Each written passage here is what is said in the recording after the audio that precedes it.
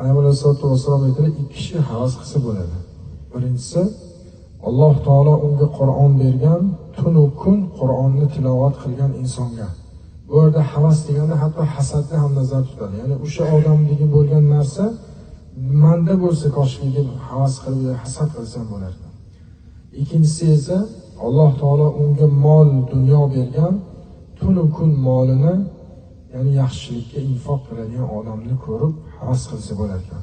Qaniydi o'sha inson boyligi manda bo'lsa ham mana xuddi shunga o'xshab, ya'ni molimdan sadaqa bersam deb havas qilsa, o'sha insonga havas qilsa bo'lar ekan.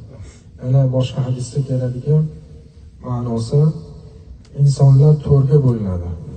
Birinchisi, Alloh taolo unga boylik bergan va mol bergan.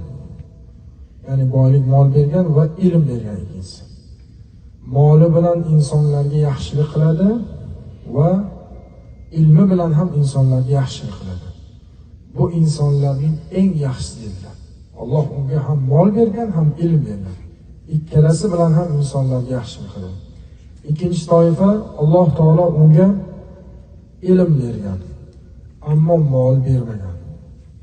Lekin o'sha ilmi bilan insonlarga ilmini ulashadi, lekin qalbida niyat qiladiki, agar Alloh taolo menga mol berganda men ham xuddi shunday infoq qilardim deb havas qilsa, niyat qilsa, xuddi avvalgi insonga o'xshab ajrga ega bo'lar.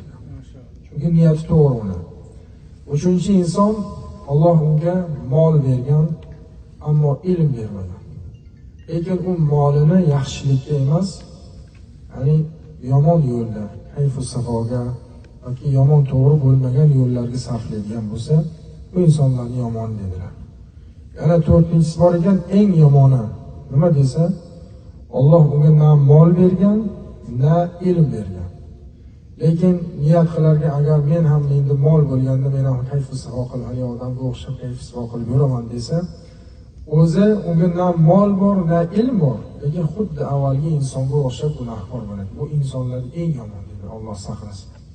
Shunda agar bizda har birimizda molimiz bo'ladimi, ilmimiz bo'ladimi, albatta yaxshilikka sarflasak, inshaalloh insonlarning yaxshisi bo'lamiz. Alloh taolodan so'raymiz, hammamizda umidimiz bor, zurriyotimizni solihlardan qilsin. O'zimizda ham luqmamizni Alloh taolo o'zing pokiza, halol luqmalardan yeyishligimizni hammamizga nasib qilsin.